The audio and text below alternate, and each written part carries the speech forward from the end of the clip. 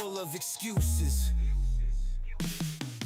Turn it up, the Ango show, here we go. Rumor mill spin, every little sin. What's the new fallout? Who took a route out? Fans scream loud, make the show proud. Backstage drama, full of armor. Who's the charmer? Tag teams, break dreams, plot schemes, injuries and mysteries, chasing victories.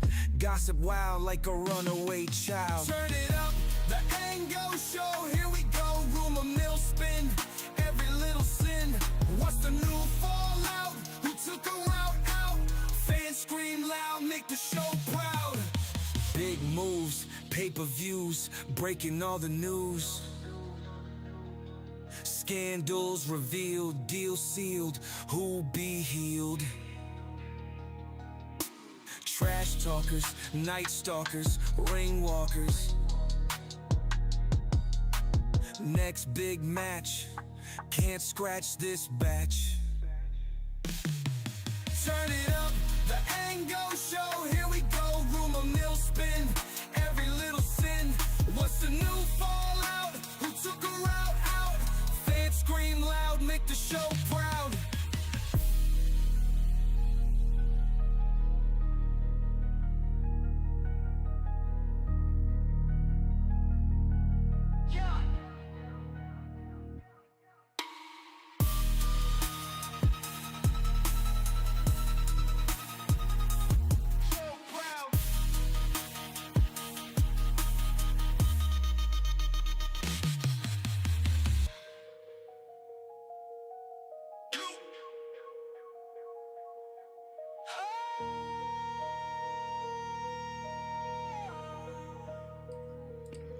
What's going on, everybody? Welcome back to the Ango Show. Today it is Tuesday, January 14th, 2025. And of course, I am here joined by Billy TKO.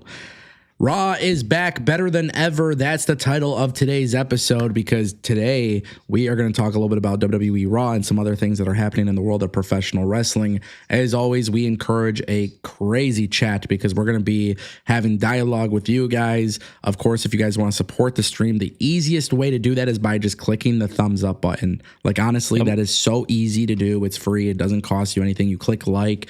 Just show us that you're rocking with us. The goal here is to have the most consistent live wrestling talk show. And then, of course, if you guys want to monetarily support, you can drop a super chat on my channel or Billy's channel. Anything that's $5 or more, it'll automatically activate text to speech. We have a super chat goal of 5 super chats today. Can we do it? If we hit the super chat goal, we're going to have some special shout outs. A couple shout outs that I want to start off with, though, really quick. Todd Crow is in the chat. He's a longtime member, as well as Laws. Both of them are here. Justin Kennington is here. So shout out to some of our members who are joining us Tuesday afternoon. Just a really, really interesting episode of WWE Raw last night. But of course, I said it's back better than ever because Triple H is doing what we all know and love with WWE. And there was something very interesting last night that happened. WWE Raw went off the air on they went off the air at about 2 hours and like 30 minutes. 33 minutes or something like that. So different, very different from how WWE usually is, in the sense that, you know,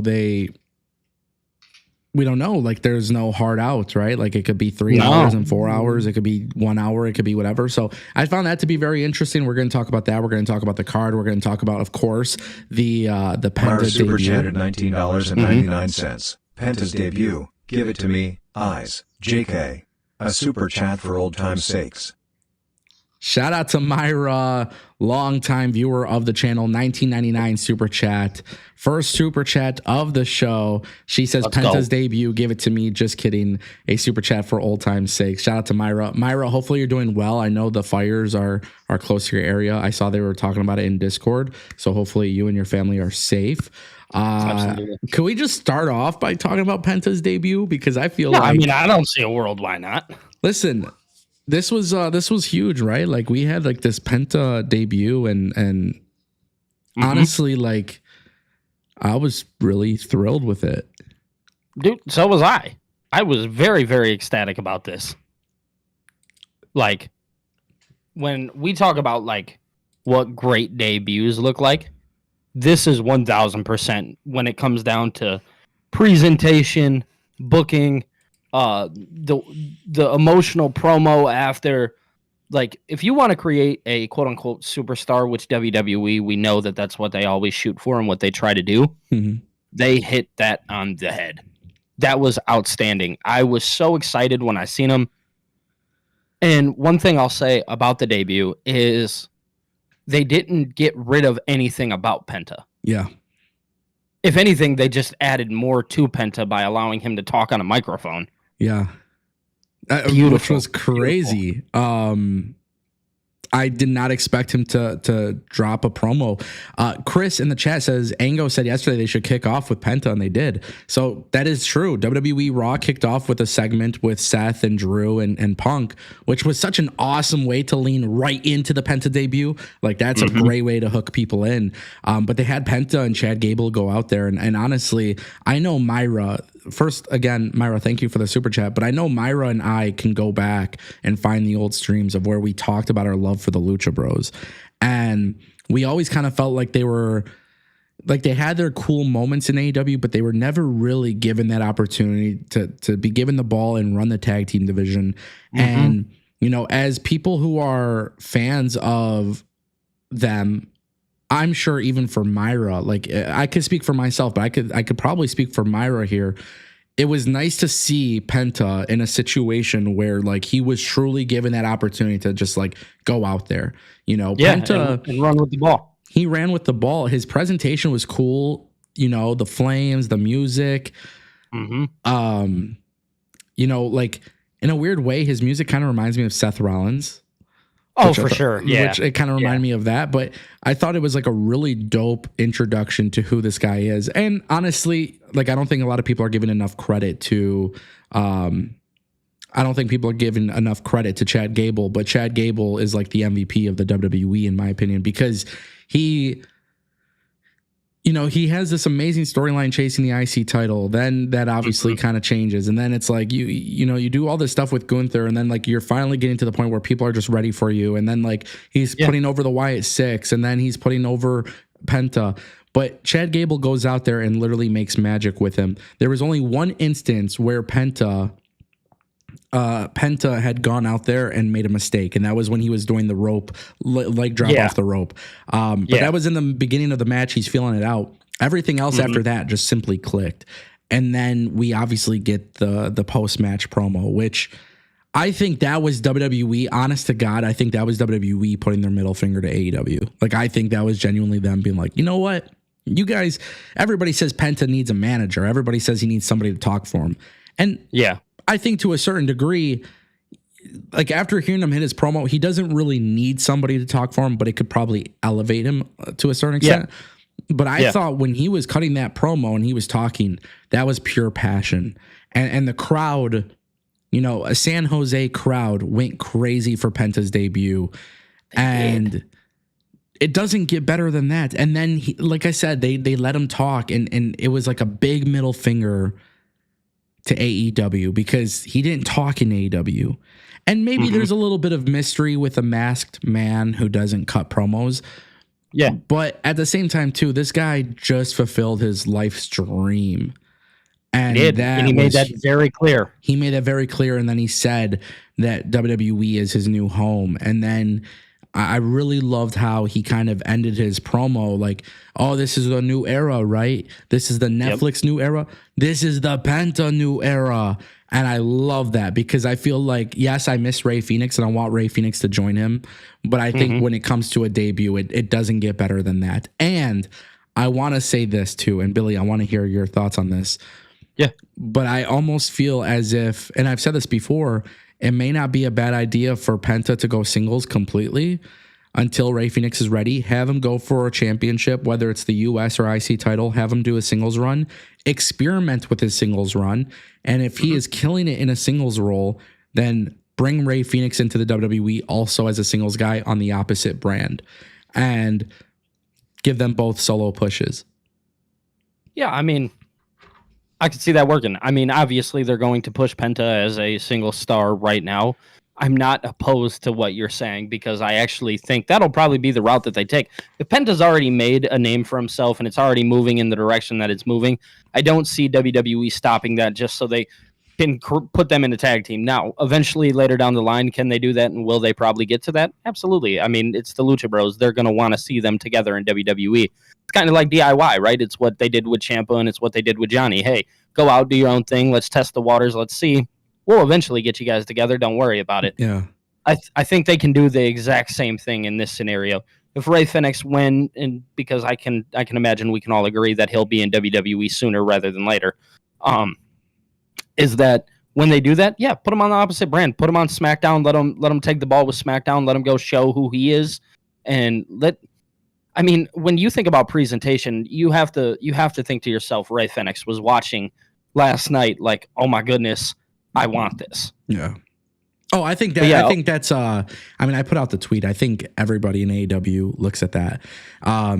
Jade Cargill comes in, keeps her name, similar presentation, but even more elevated, better. Ethan Page comes in, gets hot shotted into NXT. Brian Pillman Jr. comes into NXT and actually gets utilized on TV, becomes a prominent figure on TV, gets rebranded, but it's his choice. He decides to leave the Brian Pillman name, and he decides, Tony Khan likes to live off the history. Lexis King wants to build a new legacy for himself. I think we could even look at CM Punk. I mean, when he came back to WWE, his presentation was stellar. I mean, the theme music was unlike anything we've ever heard before. But no, in all seriousness, WWE has done a really good job of bringing in people from AEW to WWE and giving them like elevated presentation, allowing them to kind of be themselves. This isn't how it was where in 2016 we were worried if AJ Styles would come in with a new name type of thing, right? Like this is like we've gotten to the point where we could very comfortably say I trust Triple H with bringing in somebody from AEW. And that's so cool. It's very cool, but it's even more impressive when you see somebody like Penta come in and WWE is already leaking his merch and they're purposely making it clear that he's coming in and they're purposely hyping him up. And on top of that, they said, you know what? Go out there and wrestle. Run with it. Wrestle. And because here's the thing too, and I gotta say, this made me very proud. Okay. Penta goes out there, Michael Cole on commentary, talking about his accolades outside of WWE. He has enough accolades outside of WWE to discuss them. The AEW stuff doesn't need to be brought up. And for those people who are saying, oh, well, that's because WWE views AEW as competition. Yes. Phil, we met Super Chatted $9.99. Penta's debut was awesome. I mean, presentation was great. Do you expect them not the to? Moveset in that promo was incredible. Now, could he have a mouthpiece? Yes, but the narrative of him having to be mute is crazy. Sorry, Billy. We had a super chat interrupt us. Yeah, that's all right. $9.99 from Phil. He says Penta's debut was awesome. Presentation was great. No nerfing of the moveset, and that promo was incredible. Now could he have a mouthpiece? Yes, but the narrative of having him to be mute is crazy. And that was also another thing. A lot of people say that, oh, he can't talk, he can't cut a promo, he can't do anything. My brother, I don't need everybody to cut a promo like Roman Reigns. I don't need everybody to cut a promo like Seth Rollins. I don't need cinematic or a masterpiece. Sometimes I just want to hear somebody's passion. And what we saw yesterday was somebody's passion, and that developed into a really good promo. What's your response to that, Billy? I mean, absolutely, right? I mean, Penta looked, like I said, he looked the part, he played the part. You could tell that instantly he was important. I don't think he needs a mouthpiece. I don't think that's something that they have to utilize. I know in AEW they gave him and Rey Fenix a mouthpiece and stuff like that. Just let that guy go out there and be himself. We seen last night what his passion looks like. We know how determined he is. Yeah. And instantly they made him a star. So yeah, I mean, he doesn't let that man go wrestle. Let him go show who he is. Yeah. Shout out to Phil for the $9.99 super chat. Also, I want to give a shout out to Justin Kennington. He dropped a super chat for $1.99. He says, I want to see Penta versus Braun for the IC title at Mania. You know, this is tough because we're technically on the road to WrestleMania. Did Penta come in a little too late for something like that? Billy, what do you think? No, I mean, I don't think so. I think, I mean, obviously we see the stuff with Braun Breaker and Sheamus right now, and they're about to go face for the, the Intercontinental Championship at Saturday night's main event. I don't think he's too late. I think with the IC title, I think you have just the perfect amount of time. We talked a little bit yesterday about a potential 6-man match for the World Heavyweight Championship. Why not do that for the Intercontinental Championship? Yeah. Make the Intercontinental Championship important. This is probably going to be the best time to do so. So when we talk about a guy like Aleister Black potentially coming back into the WWE, that's where he could fit in, because there's a lot of people right now that could potentially go for the Intercontinental Championship. It's supposed to be a prestigious title. Make it prestigious at all times. It's really interesting that you bring that up, because I love the fact that even with Justin's super chat, it's like everybody's immediately thinking Braun Breaker will be the IC champion by WrestleMania. And it's actually really interesting to hear this, because Braun Breaker is being set up, obviously, for Saturday night's main event. They did confirm that last night on Raw. So yeah. Braun Breaker versus Sheamus. And I love that. I love that feud. I love how it's going. I love how they're building that up. But when I look at Raw, I do feel like Penta fits into the Intercontinental Championship picture immediately. But what's even more insane, right? And I love this aspect of it too. Nobody is talking about the potential match between Penta and Gunther, which Gunther, by the way, has come out and said the person who chops the hardest in wrestling is Penta, right? So there's already matchups for the World Heavyweight Championship that could excite me with Penta. And I know WWE won't do this because WWE is just really funny with how they conduct business at the world title scene. But I would just say, forget about the IC title. I would say have Penta go and literally win Money in the Bank in 2025. Win Money in the Bank and be the luchador that shocks the entire world when he goes and cashes in. I would literally love to see something like that, because it would be so different from anything WWE has done. We see Tiffany Stratton's cash in, and it's awesome. And then we see how it is with like Drew McIntyre, for example, or some of these other people that have carried Money in the Bank. We've seen the way the briefcase goes. Imagine if Pentagon Jr., right? If Penta were to go and win Money in the Bank, which, by the way, he would do fantastic in the ladder match. But imagine if he won Money in the Bank and shocked everybody by successfully cashing in. I'm not saying it's realistic, but what I'm saying is that's how I view Penta, as a singles guy. This guy can easily have a breakthrough moment in WWE, and I don't know why, but a lot of people seem to not want him to break through. And I'm looking at this as an opportunity to say, use this as an opportunity to show the world that you will use a star from Mexico differently, and show the world that you will use international talent differently, like they are the big stars they could be. And I think for Triple H, there's so much opportunity there, because if Gunther holds the World Heavyweight Championship for as long as, summer 2025, man, you have Penta win the Money in the Bank and cash in on Gunther, and then it leads to a singles feud with them, and they're having matches and bangers and shit. I know people wouldn't like that, but I'm just saying I would like it because it would be so different. Yeah, I mean, so hear me. I think WWE, I think Penta is going to be that. I think you talking about is probably something that's actually going to happen. That seems more we know that WWE is often criticized for the way that they utilize talent from other countries and stuff like that, especially ones like Rey Mysterio, just numerous Mexican wrestlers, and how much WWE has been criticized over the years for the way that they are utilized. I think now Penta is the perfect opportunity to show that, hey, we offer diversity. We are different. This guy is a star. None of that matters. Let's put him at the top of the chopping block. And here's the thing too, you're a little muted there. Am I muted? Yeah, I can't hear you. Okay, Billy can't hear me. My OBS is showing that it's working. Is there an issue here? Billy, I don't know. Can you hear me? Okay, I'm gonna get out of the call with Billy for a second. Let's see.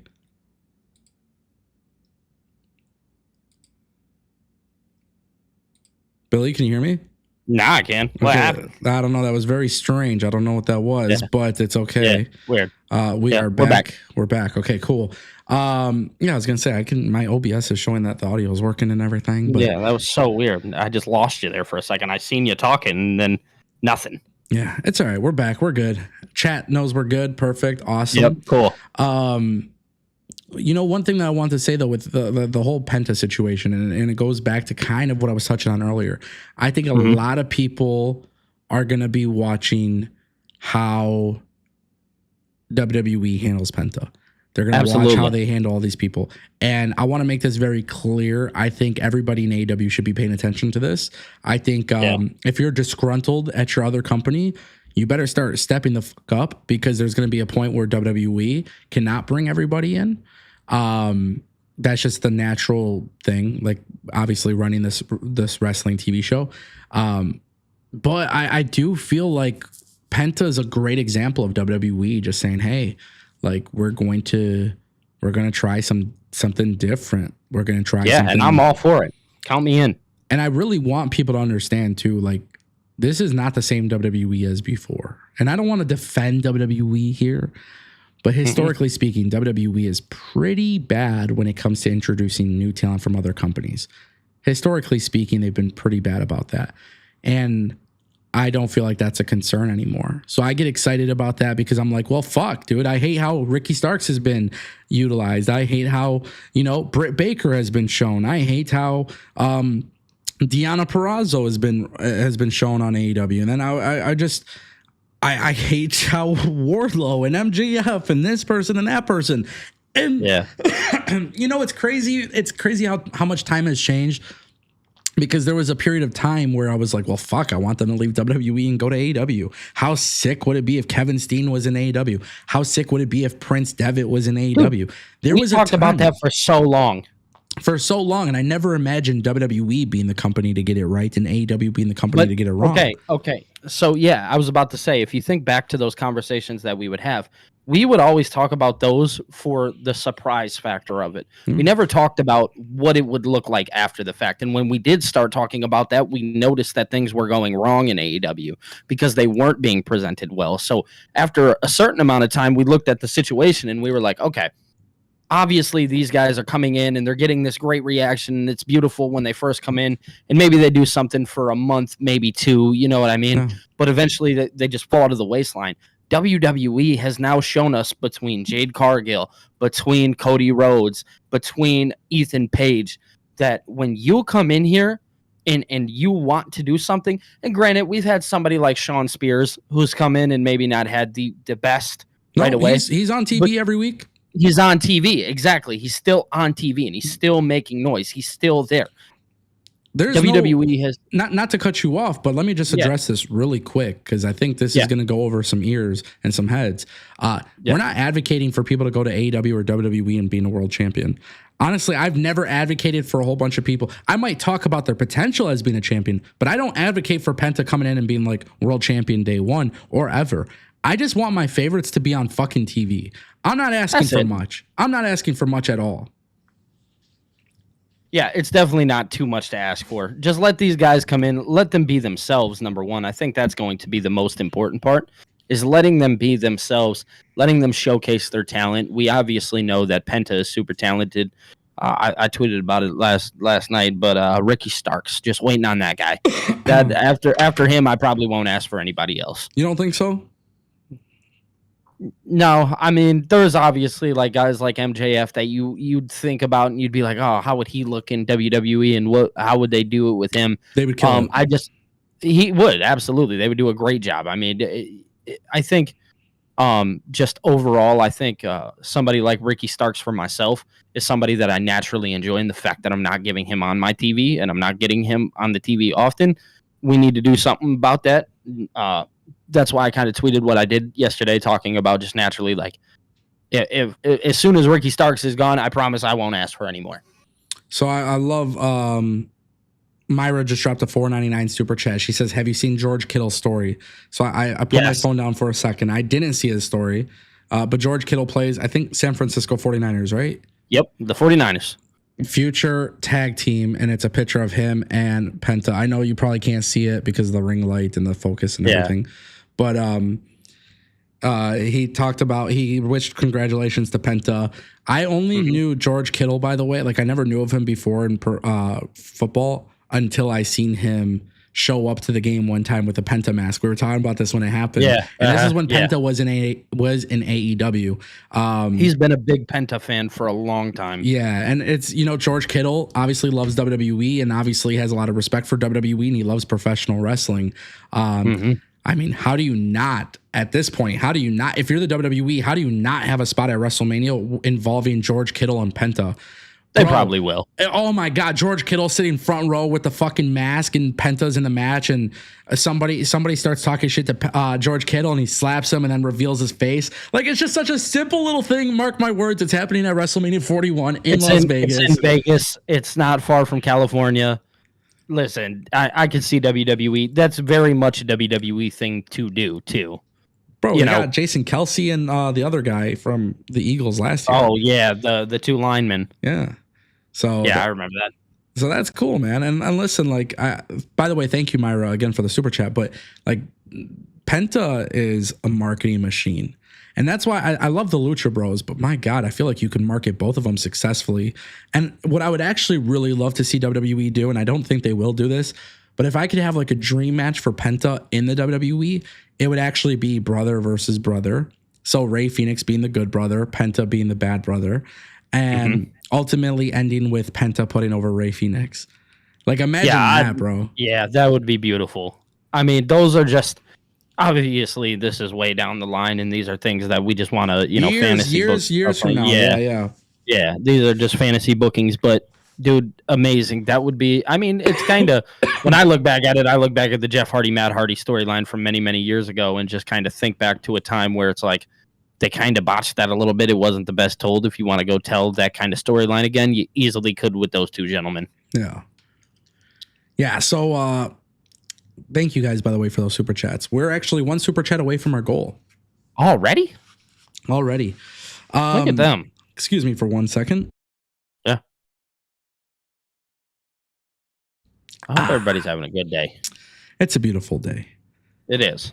And so I want to kind of transition, right? We talked about Penta, but let's talk overall about Raw, because WWE Raw, the first week, it was like their PR. It was like, welcome to WWE Raw. We're on Netflix. We're fucking awesome. We're cool. We're the greatest thing on earth. And everybody was like, okay, well, where's the wrestling? Yeah, right. Last night, WWE's like, we got you hooked, right? Now enjoy some goddamn wrestling. Yeah, watch this. Myra Super Chatter, $19.99. I'm excited to see WWE capitalize on this and Penta overall because I never did. And that's been my soapbox for years, and you know it. Smiley face. Smiley face. Shout out to Myra for the $19.99 super chat. We have hit our goal. She says, I'm excited to see WWE capitalize on this and Penta overall because AEW never did. And that's been my soapbox for years, and you know it. 100% true. I mean, literally, if there's anybody that's been in my chat talking about this, it's literally been Myra. I go back 4 or 5 years and I'll find the content, bro. Like, I'll find it. I'll find it with the chat replays. This is like, for us, I know how big of a deal it is because we have watched Penta. We've seen Penta in TNA. We've seen Penta in AAA. We've seen him in Lucha Underground. We see him go to AEW. And I just, for the life of me, I just couldn't understand how Tony Khan did not figure it out. And that seems to be the common trend that I have often with Tony Khan is, how can you not figure it out? Like I understand, like, you're a huge wrestling fan and you have your favorites, but at some point you got to like look at business, right? And WWE does not have to put a world title on Penta to already be successful. WWE, they care about catchphrases, presentation, aura, the chants, the crowd, the merchandise. It's a fucking business operation. And Triple H didn't invent Penta. Penta came in there and WWE said, okay, look, we're going to take what you have and we're going to elevate it just a little bit more and build upon that. And literally in the first day, WWE is already happy with the merchandise numbers. And look at what they've done instantly with just even something as simple as his name, right? Just going by Penta. Yeah. It's super simple. And he's still doing the LZ. He's still doing that. They didn't delete anything. They just, Miedo! Bro, Come it on. just went crazy. The crowd went nuts. The crowd. Now San imagine Jose was the perfect place. I'm here to tell you. LA or San Jose. They did it right both ways. But Yes. I mean, it's just, and they let them wrestle, bro. They let them fucking wrestle. Yeah. All the fans who watched last week have said, oh, they don't let people wrestle. This is a talk show. This week they say, okay, fine. We're going to give you Penta versus Chad Gable, two guys who are great at wrestling. We're going to give you Ludwig Kaiser and Sheamus, who are great at wrestling. We're going to give you Lyra Valkyria and Dakota Kai for the Women's Intercontinental Championship. And guess what? We're going to let them wrestle. We're going to let them wrestle. We're going to let them wrestle. Oh my God. And then they say, you know what? We're going to give Damian Priest and Finn Balor a chance to have a fucking street fight to show you how cool this shit's going to be.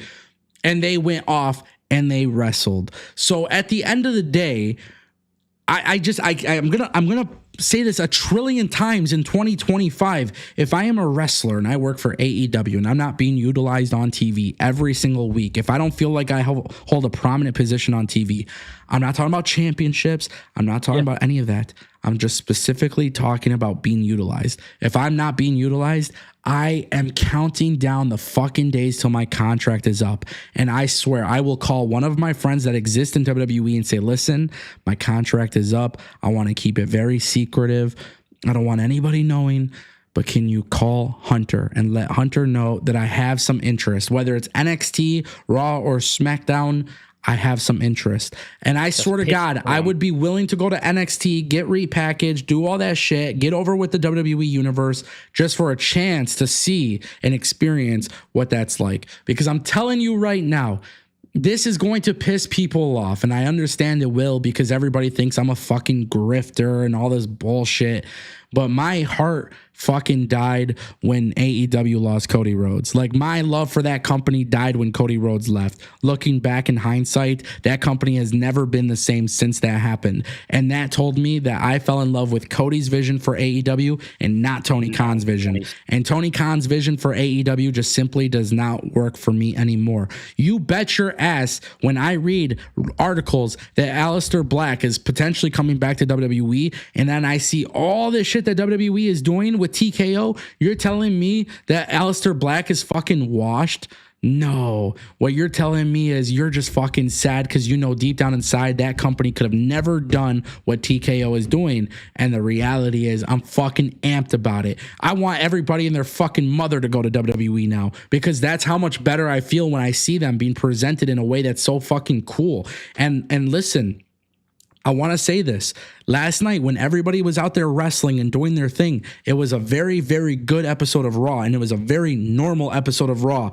This is what we should be expecting. The drone shots, the crowd, all these things, it adds to the product. But at the end of the day, for those who say WWE is not a wrestling company, WWE showed you best of both worlds. You got your cinema with Seth and Drew and Punk. You got to feel how amazing and stacked this Royal Rumble is, but then you got to watch people wrestle and have great wrestling matches while also telling fucking stories. And then WWE, because they already have it figured out, they said, hey, by the way, Next week, the New Day are back in action. We don't want you to forget what's going on with the New Day, but we don't need the New Day on every single week. We're going to remind you that it's still ongoing. Same thing with Karrion Kross. Karrion Kross didn't need to wrestle yesterday, but he spoke to Adam Pearce and, whoa, the YS6 have been moved from Raw to SmackDown? Interesting. The Miz is really happy about that, but Karrion Kross is the fucking devil. Maybe they're going to SmackDown. Maybe they're part of the transfer portal too, and it's going to continue over there. It doesn't matter. Not everything needs to be on TV every single week, but a little smidge of, hey, this is still happening, and it may not be on this week's episode, but we need you to know that it's still happening, it's still ongoing, and we still need your attention here because it matters. And that's the thing about WWE. I don't have to be on TV every week for my storyline to matter, because it still matters to some degree. So you bet your ass all year I'm going to say it. I want everybody to join WWE. I'm not afraid to hide it or show it or whatever. I want everybody. MJF. I want John Moxley back. I want fucking the Death Riders. Fuck it in AEW. Bring it to WWE. I want it all. Because at the end of the day, AEW does cool shit for 1 week, and then the following week, it's just not capitalized. It doesn't make any sense. And everybody says, oh, well, I would like to see you try. If you had money like Tony Khan, I would love to see you start a fucking wrestling promotion. Yeah, bro, if my pops was a fucking trillionaire giving me money to start and playing with my fucking action figures and putting them on TV, I would do the same thing. I'd be doing the same thing. Yeah. Yep. That was fun. Shout out to everybody that dropped those super chats. We did hit our goal. Anything extra is extra, so feel free to do that if you guys want. I do want to take a second before we talk about some of the other stuff on the show. I didn't shout out our good friend Cedric, but he became a member again on the channel. So shout out to Cedric.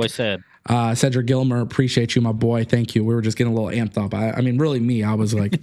Yeah, I was being quiet. I had to let you go. I was like, I'm gonna let him talk. You know what it is? Because I fucking love this shit, and I love wrestling. And the thing is, like, I think it's so crazy how like anybody who just wants to talk shit, they just talk shit.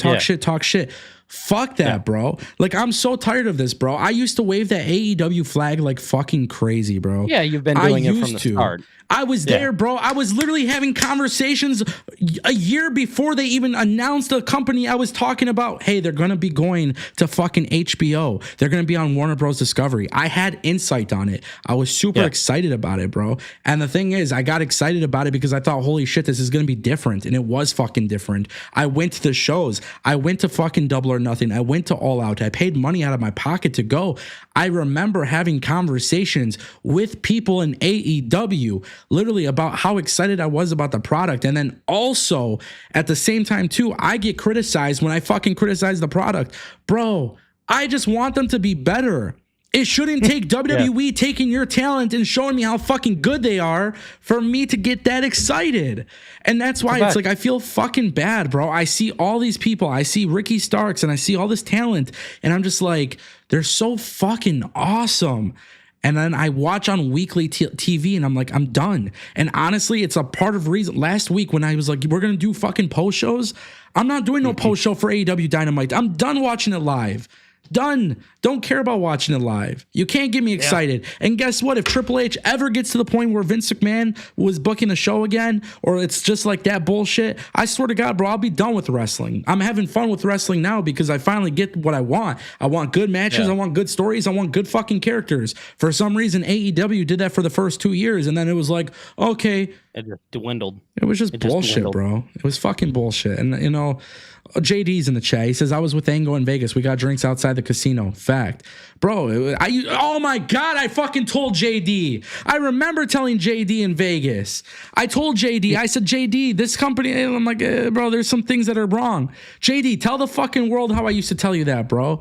I used to tell him, I'd be like, I was like, do you really think Vince McMahon is that bad? And he would be like, yeah. And I'm just sitting here thinking like, okay, Vince is pretty fucking shitty, but at least there's consistency with being shitty. At least every week it's the same fucking story or rematch, but at least it's telling the story. It's shit, but at least he's doing it every week. Fucking better than putting somebody on TV, putting somebody on TV for 1 week and then, oh, next week we're going to have a fucking 12-man tag match. And by the way, this doesn't really make sense, but it kind of makes sense because we want to make it make sense. It's like, nah. And that's why when I was watching Raw yesterday, you know why fucking Sheamus and Braun Breaker is happening? You know why they're building that? Because they've had weeks and weeks and weeks of television to build towards that. You want to know why Lyra Valkyria and Dakota Kai was in the fucking finals of a tournament? Because even before the tournament, okay, Dakota Kai was injured, but Lyra Valkyria, since the minute she got on the main roster, was being built up and groomed for that spot. It wasn't like Lyra Valkyria just debuted and got into a tournament. No, they built her up to the point where she could be in a fucking tournament. You know why Damian Priest, people might be tired and bored of Damian Priest and Finn Balor, but you know why they ended the storyline in a street fight on Raw on Netflix? Because it took months and months and months and months and months, actually years, because they planted the seed. Even when fucking Bloodline and Judgment Day faced off, they planted the seed with all this stuff with the Judgment Day. So every single week they're telling you a fucking story and they finally pay it off. And like, I'm not saying you have to love it because it's subjective, but at the end of the day, I just want my wrestlers to show up on TV. Next week, I don't need Penta to wrestle, but I sure as hell expect a backstage segment or something with Penta. For sure, absolutely. That's expectation at this point. Just follow up. Follow up. God damn it, I've Tell been saying him. it for years. Tell him, bro. I don't Tell even him. like Do your yelling thing. on Do stream, your bro. thing, man. I don't Do like your yelling thing. on stream, but I'm so passionate about this shit, and I loved what Raw did yesterday, and I swear to God, I feel like it was such a fucking great episode because if that's the expectation moving forward, you bet your ass I will watch. For real. You bet your ass I will watch. I agree. There was a super chat from Hidden Network. I think that is 125 Filipino pesos. Oh, okay. Raw was fantastic last night. The 2.5 hour runtime is perfect. Penta's debut was incredible, and I'm happy he found his new home. It looks like he's fucking happy too, bro. And if I'm Ray Phoenix, Yeah, he I'm looked praying. great. By the way, let's just talk about this really quick because we didn't get to this part with Ray Phoenix. He's locked up, and they won't let him out. Free Ray Phoenix. Okay, so here's the thing, though. I had this thought, literally just now. Just now, I literally had this thought. Probably not an original thought. I'm sure other people have had this thought too. Is there a chance if you're AEW that you just let out Ray Phoenix? Because I feel like the more that Penta is successful in WWE, the more successful like Ray Phoenix will be. Because I think people just naturally know they're brothers. One's being held captive, one's not. I mean, is there a chance? I mean, there's always a chance. Do I think it actually happens? Absolutely not. I think Tony is now at a point to where he's tacked on that injury time. He's making Ray sit there. We could sit here and bitch, moan, scream, yell as loud as we want. Tony's not letting that man out of his contract, especially if we're talking about competition after seeing how Penta debuted. You think Tony's letting that man out of his contract? Come on, be serious. Think about business for a second. You genuinely think that that's actually going to happen? I'm here to tell you it's not. I think that's a fucking big mistake, bro. It is. It's a huge mistake. It's wrong. It's shitty. Because we all expected. I remember reporting on it months ago, talking about the Lucha Brothers coming back to debuting in the WWE. I talked about it for a very long time, and the fact that this guy was held captive, and this is what rumors do. Truth be told, when you give rumors and things like this, and you don't know the full story, now people have eruptions like this, where we're sitting here bitching, moaning, complaining about Ray Phoenix not joining WWE at the current time where Penta is. And yeah, Tony's he's not letting that happen, dude. I just had a thought. Mm-hmm. So one of the things that I was thinking about as of late is like if Tony Khan, and this is like the truth, I think if Tony Khan, the more that Tony Khan does bad from a business decision standpoint, like treating talent and like holding them captive, not captive, that's not really fair, but like holding them in AEW, adding on contract time, I think. Yeah, he's just. I think when you add that, your product already has a reputation of being pretty sour right now. Like I don't really care what the bots on Twitter say. I think everybody kind of overwhelmingly knows and agrees that AEW isn't the same.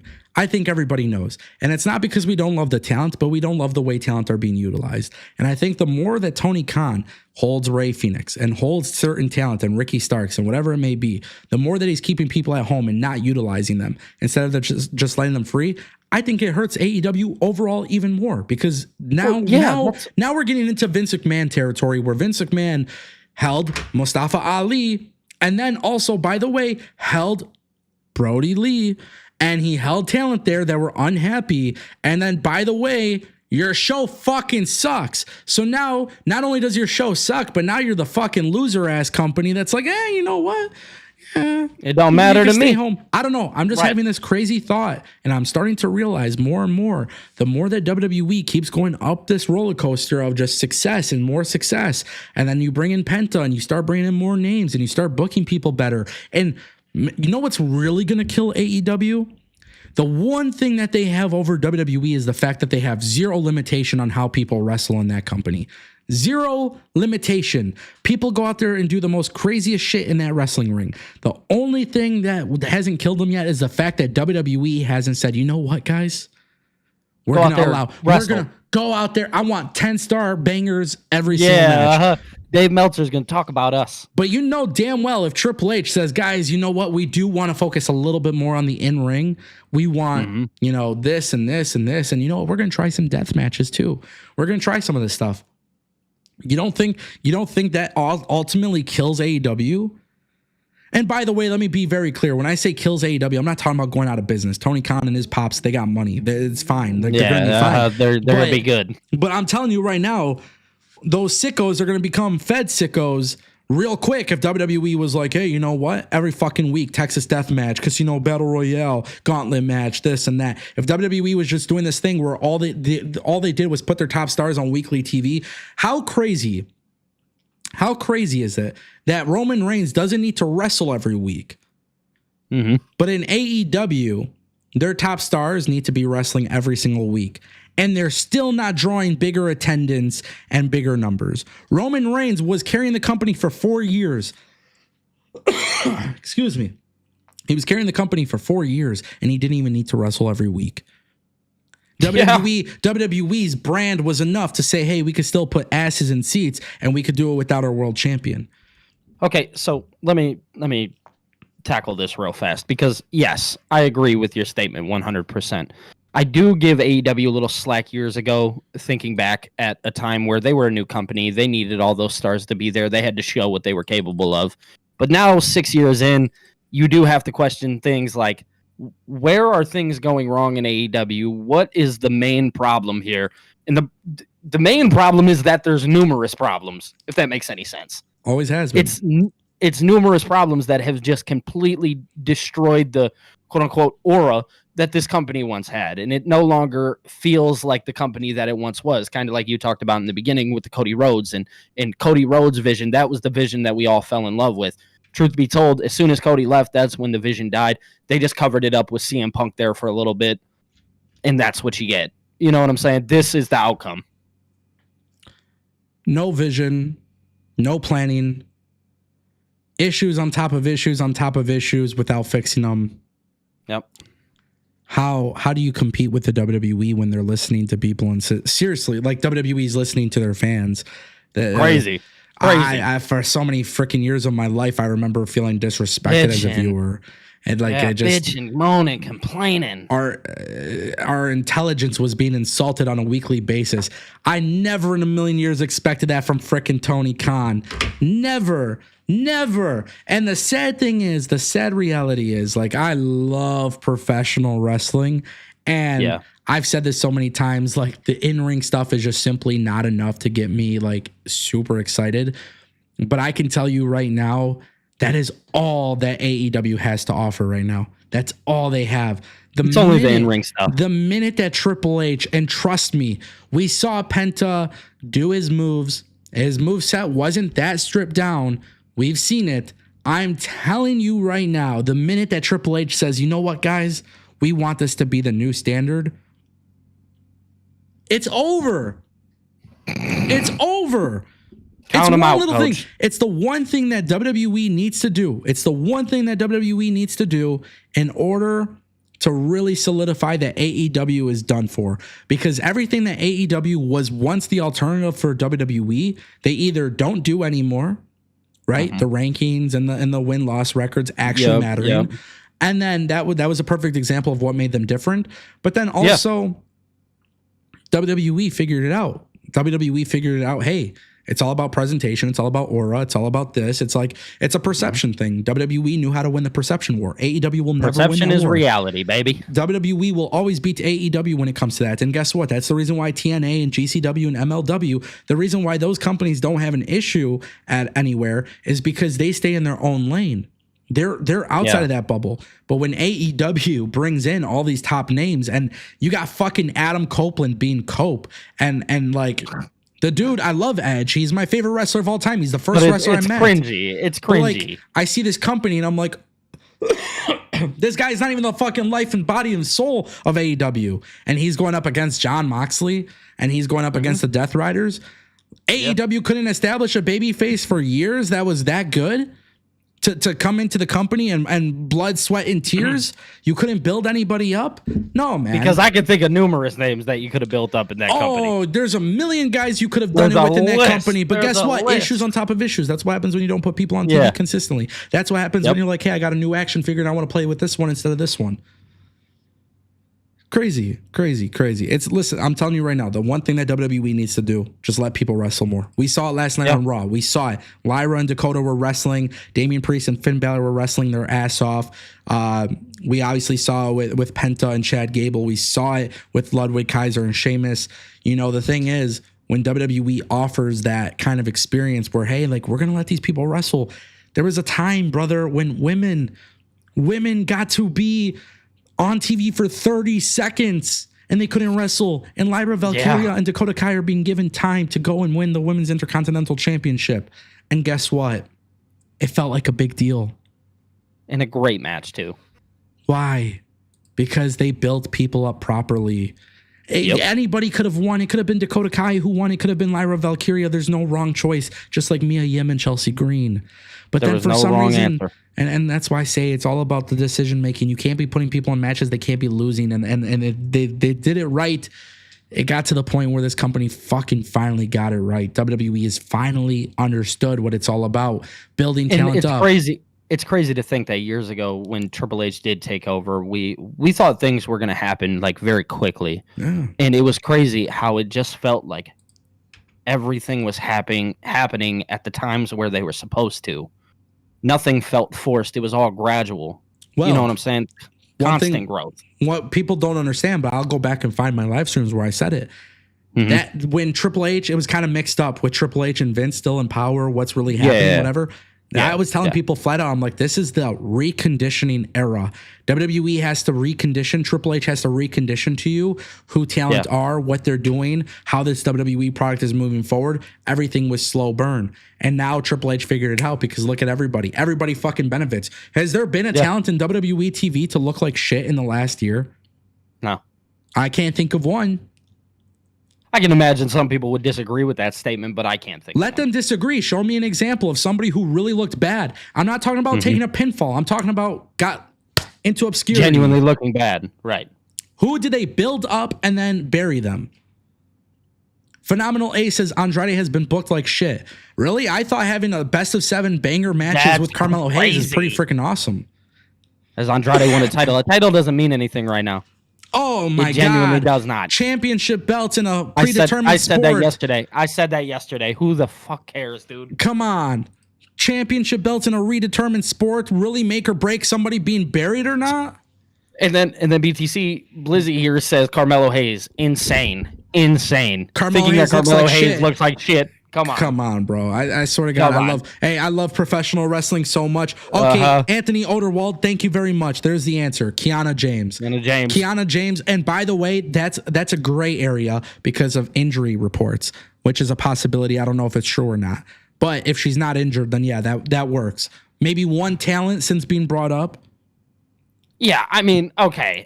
Again, if you're going to get down to the nitty-gritty of it, like I said, some people will disagree. But when you think about the long spectrum in this list here, there's not many people. There's just not. Yeah. Great question from Phil. And I think this will be the perfect question here. He says, genuine question. It's not a diss. Did you two want AEW to grow and thrive, or did you want WWE to get better? I've seen that question being thrown around and thought I'd ask. Billy, I'll let you go first. I have my own answer, and it's very specific.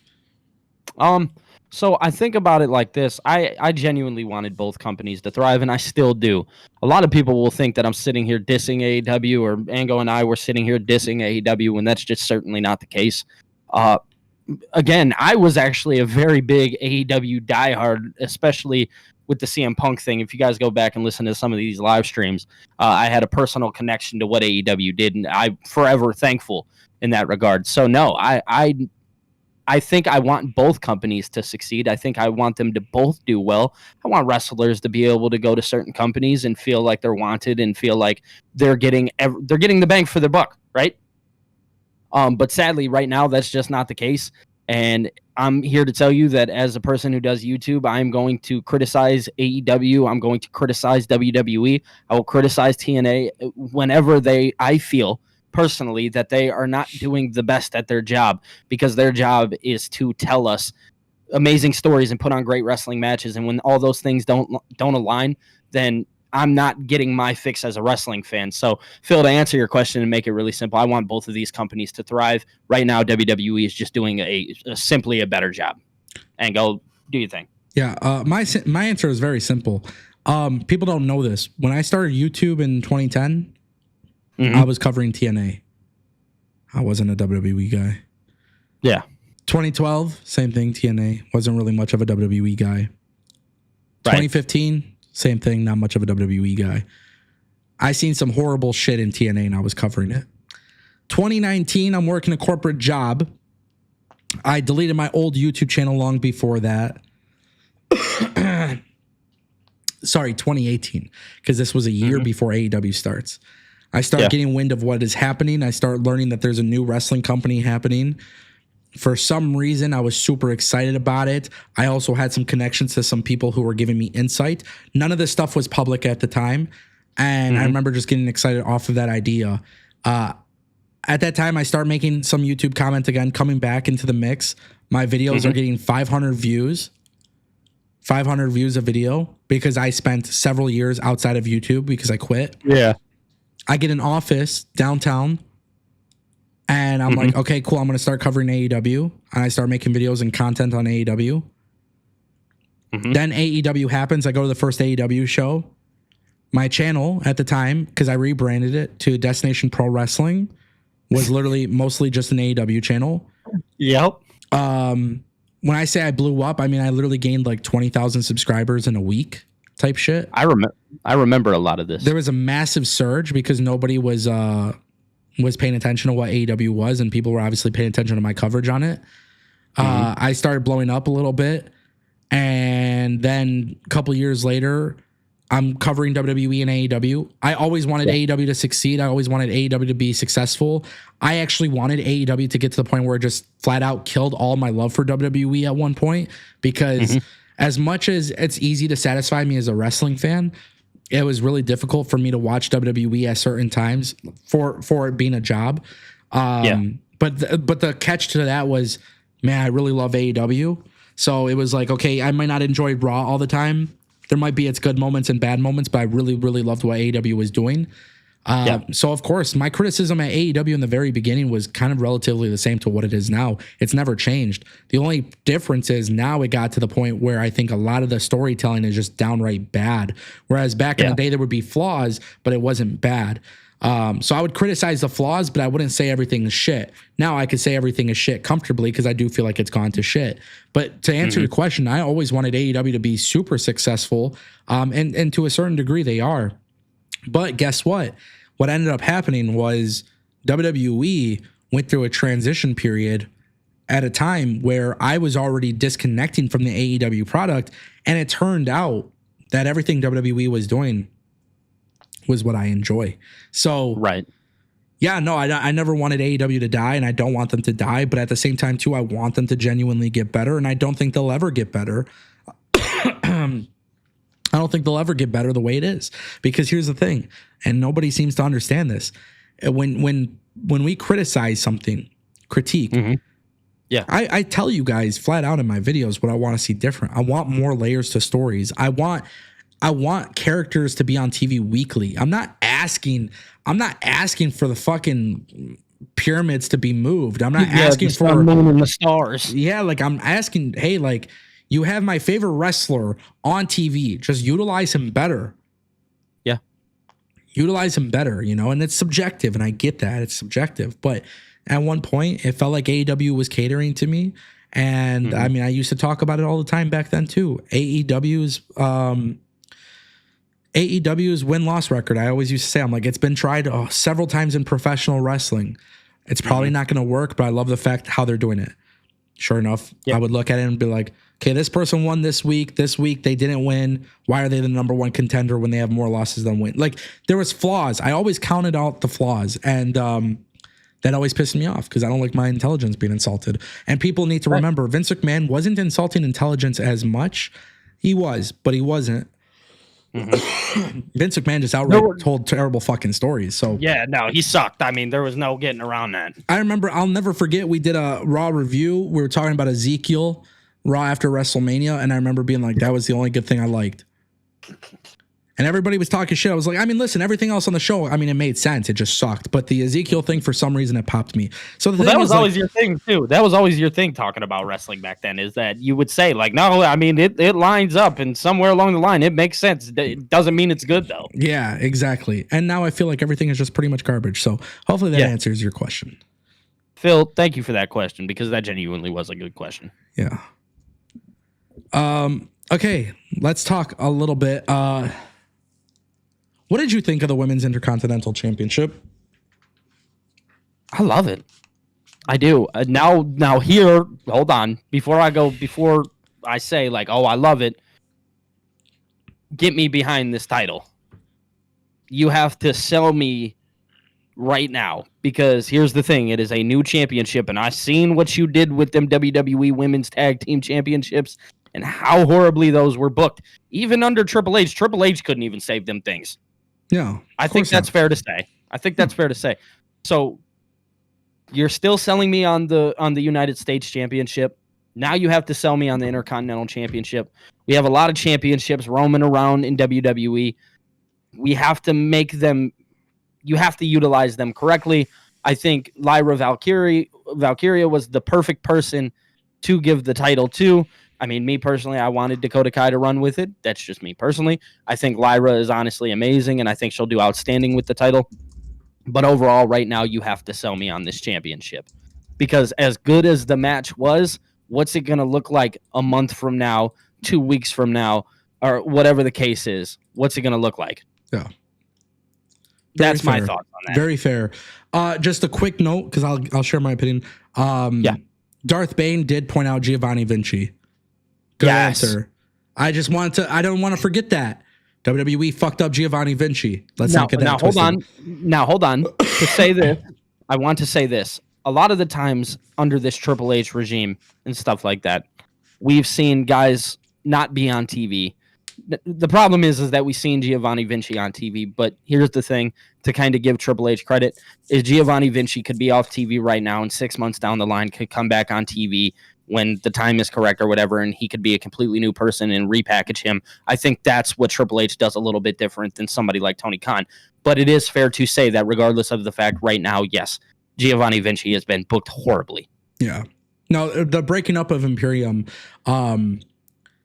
I mean, I get it because Ludwig Kaiser is going to be a fucking stud as a singles guy. Yeah, but it is true. I didn't want to forget Giovanni Vinci. But put it this way. Right. I mean, WWE has had so many more wins than losses in this case that, like, you forget about Giovanni Vinci because everything else is good. I mean, bro, we even got Apollo Crews back on TV on SmackDown. Like, yeah, you know what I'm saying? It is what it is, you know. Just give it time. Just give it time. Yeah, we'll see. But yeah, I do agree with that, Darth Bane. I didn't want to ignore that because I saw that and it was true. I want to go back to the Women's Intercontinental Championship. You're 100% right. Yeah. Follow-up matters. Thankfully, they've done a really good job on SmackDown already following up with Chelsea Green. Absolutely, I agree. Listen, you know, we live in an era where the mid-card titles aren't really on pay-per-views anymore, which I love. I actually like that. I think having these mid-card championship belts being defended on TV make for the TV to be better. That's a strategy I agree with. The IWC does not agree with me. They think mid-card titles need to be on the pay-per-view. I think because that just adds more prestige to the title. Sure, but guess what? I care about free TV that I'm watching on a weekly basis. I want those episodes to be good too.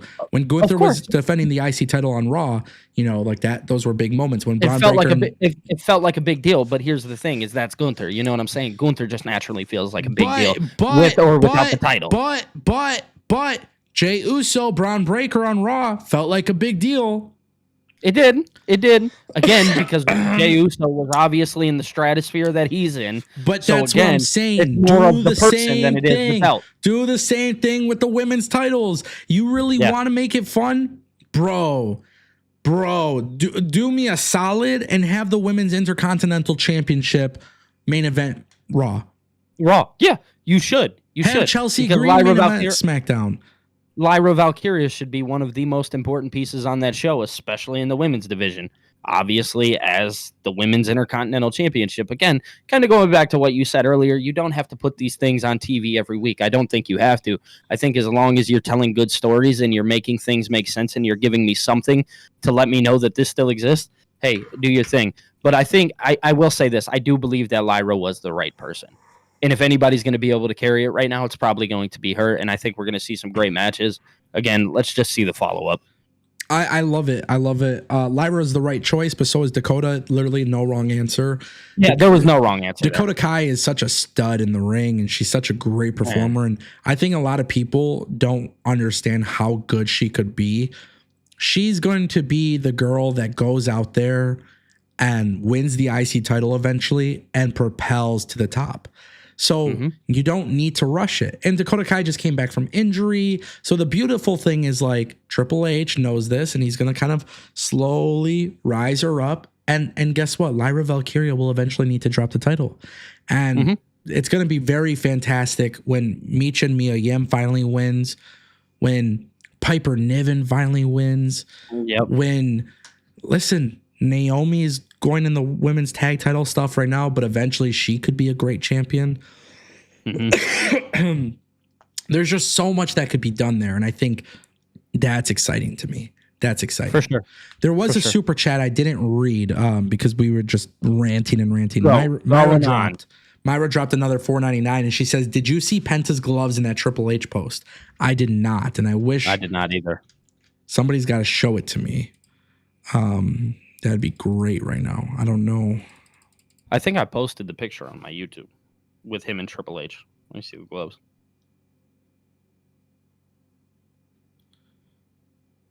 I posted it in my community tab. Let's see.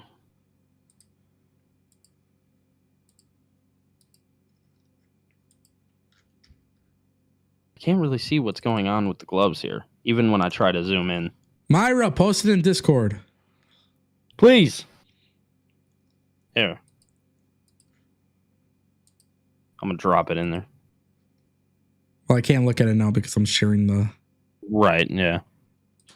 Don't y'all feel bad for Ray Phoenix? Fuck yeah. Fuck yeah, I think we talked about that enough today. I feel bad for everybody in that company, low-key.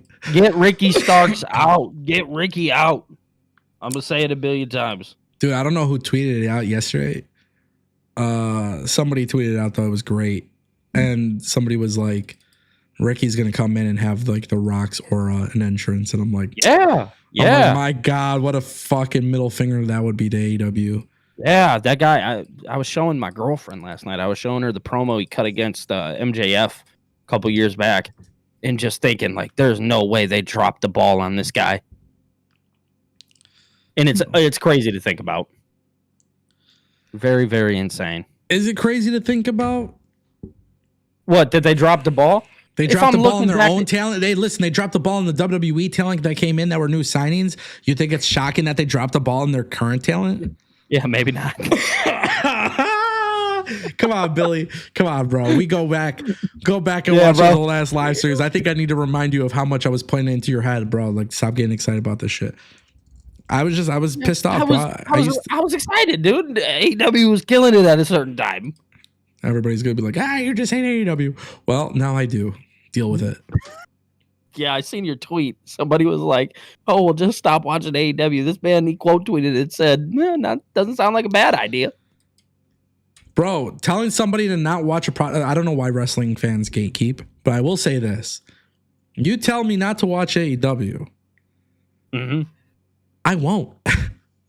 I don't need to. Right. I can look online. I don't do AEW reviews. I don't need to. I don't do AEW reviews. I talk about wrestling news and whatever, but I don't need to watch AEW. The reality is, though, telling people not to watch something when the company is already declining is not really a good idea. I mean, that's just the truth. It's fair. I mean, I already spit a lot of facts earlier. And now we went on. My throat is dry, but it's like this show isn't supposed to be an anti-AEW show, but at the same time too, when you see an AEW talent crossover in WWE, and they kill it, and they go out there and everything that these sickos try to tell you that WWE won't do, they're not gonna let him do his finisher, and then they let him do his finisher. They're gonna call him something stupid and put him in the LWO. Like, bro, like. I swear to God, wrestling fans just be saying the dumbest shit in the world. Sometimes they be saying the dumbest shit in the world, and then when you don't agree with it, it's like you're a fucking grafter. Right. Hey, listen, not everybody, and this is the truth. And granted, people probably said it about me. They probably said it about you. Whatever. Not everybody needs a microphone, and not everybody needs Twitter. And some people just stay off the phone a little bit, man. Just watch your wrestling, enjoy it. You don't always gotta just enjoy it, man. Not everybody needs an opinion. Nah, see, here's the thing, though. You can't enjoy it because I'm not allowed to enjoy it. I don't know why these people think I'm not allowed to enjoy what I like. I swear to God, I swear to God, bro, this is the thing that kills me sometimes in the wrestling space. It's like, we used to talk about this a lot. I remember on the streams, I would like talk about it. Yeah. There was a time where I was jokingly saying everything was good in wrestling. It was a stream where I was like, oh, this was great. This was great. This was great. Oh, this was perfect, right? And everybody's like, I love this. You're so positive. And I'm like, guys, it's all a fucking joke. For a long time, people thought that. No, but like, I don't care. I don't care. This channel, I'm not a journalist. I'm not a journalist. I don't work with WWE. I don't work with AEW. I genuinely don't give a rat's ass. I'm a wrestling fan. I love talking about wrestling. It's my opinion. You don't agree with it? That sucks. I'm not asking you to. I'm not asking you to agree or disagree. What I like is having a conversation, right? But just flat out calling me a piece of shit or a fucking loser because I don't agree with you, I think is pretty... I think it's pretty strange because in wrestling, you know, we call it the internet wrestling community, but for some reason you have a lot of people, they don't want to actually have the community portion. They just want their voice to feel like it's something big. And I actually don't want that for myself. Like for me personally, you know when I want that? You know when I want my opinion to truly matter in wrestling? You know when I really want it to matter? When Tony Khan or Triple H hand me a checkbook and say, you got to delete your YouTube channel and come write our show. That's when it fucking matters. But until then, and listen, I'll be very, very clear. There was a very good period of time in this wrestling stuff where I would talk about it and I would be very, very clear. I think this is good. I would think this is bad. Somebody would be like, you're a hypocrite. And then I would say, okay, show me an apples to apples comparison with WWE did something that AEW did. This is how wrestling fans are, guys. Let me explain this to you. I was like, if I'm a hypocrite, show me where I said WWE doing the same thing was bad, and that will prove that I'm biased against AEW. Show me. Yeah. 2,000 videos, it might take you a little bit of time, but just show me the clip, 30 seconds. Show me a situation where it was equally the same exact thing, and I specifically said WWE's was good and AEW's was bad. You show me the clip, I give you $1,000. Nobody did it. Well, it's so easy to call you a hypocrite, a grifter. You're on Triple H's payroll. You're this and that. It's because people hate in our society. They hate when you don't think the same way as them. So they resort to things like that where they have to lie about things you said, which I've seen it quite a few times where people have flat out indirectly lied about things I said. Hey, you said, I just had a tweet yesterday. Like, hey, dude, I think you said something about Ricky Starks being a world champion in WWE. Okay, show me. Where did I say that? I don't talk about world championships because to me, world titles in pro wrestling really aren't that big of a deal. Yes, of course, I have my wish list of who I want to see as champion, but I don't think world titles and titles mean everything in professional wrestling because at the end of the day, it's not UFC. In UFC, it's completely different. I have people I want to see win the title in UFC, but that's because they're actually beating each other the fuck up. Like, that's how it works. So at the end of the day, you say something in pro wrestling that's really not the popular opinion. See, that's what this is. Let me give you guys an outline of what the IWC is. The IWC is it's a popularity contest, right? And the popularity doesn't begin with how cool you are or who you are. The popularity contest begins with how much do you speak volumes of that is mostly agreed on. So, for example, if I say Jay White is going to be better in WWE and it goes viral like it did before, it went viral because a whole bunch of people think WWE sucks and Jay White wouldn't be good in WWE. What doesn't happen, though, what doesn't go viral is when I say, hey, where are all of you now when Jay White isn't being used on TV or isn't a world champion or isn't the top star in AEW? I thought he would have sucked in WWE. Why is he not doing well in AEW? That doesn't go viral because that audience will not interact with that. Right. So IWC is a popularity contest amongst people who speak for the minority. Now, at the end of the day, I don't give a fuck about clicks. I don't care about being grouped in with people. I am Ango. I'm going to talk and share my own opinion on pro wrestling, and I'm going to have a dialogue with you guys. Look at all these people in the chat. They can agree or disagree, but I respect the fuck out of them because they're in the chat and they're talking about pro wrestling because we all love it. Even if they disagree with me, I don't see people insulting me right now. I don't see people insulting you. This is what a community is. Let's talk about pro wrestling. But the IWC doesn't necessarily work that way.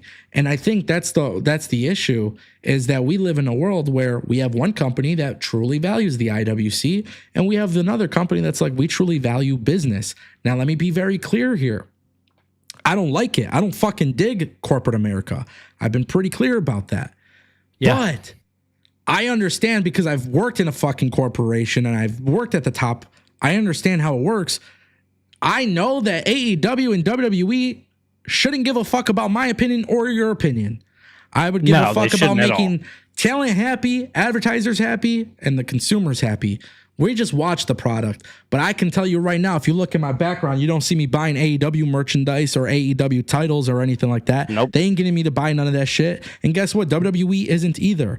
But you know who they do care about? The people that do buy that stuff. And that's how business works. The business doesn't rely around what so-and-so tweeted. So everybody wants to fill this void by having this big voice.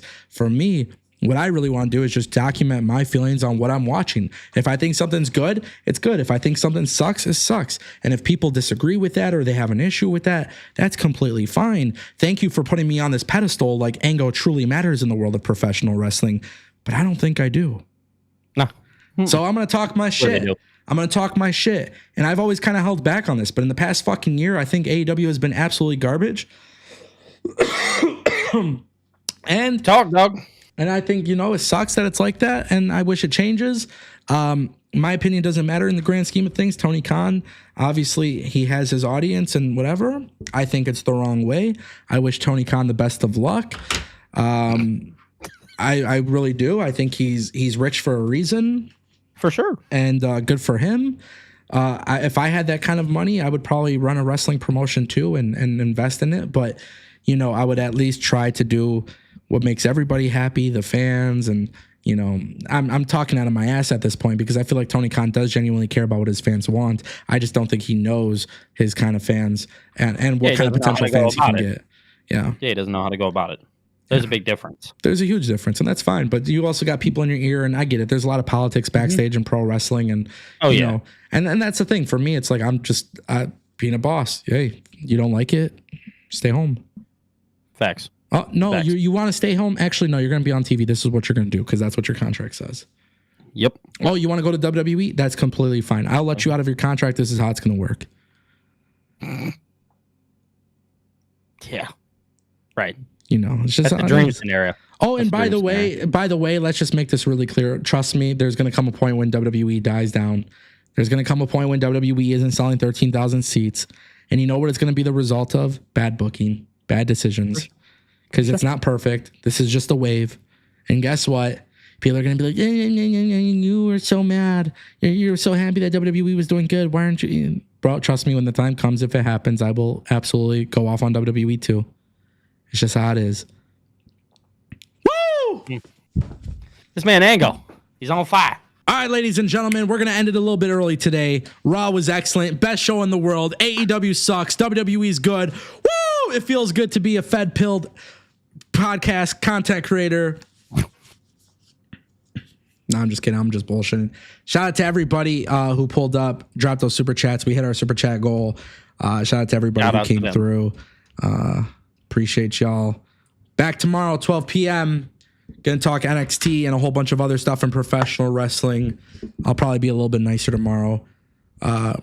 Just gotta say, today's watch time has been actually the best watch time that I've had on a live stream in over 2 years. Wow. Just want to say, really, really insane too. So that was fun. Man. Shout out to Billy. Check him out on YouTube and Twitter and all that good stuff. Billy TKO, Billy DTKO. Hopefully I stop coughing. Ladies and gentlemen, got this. We'll see you guys next time.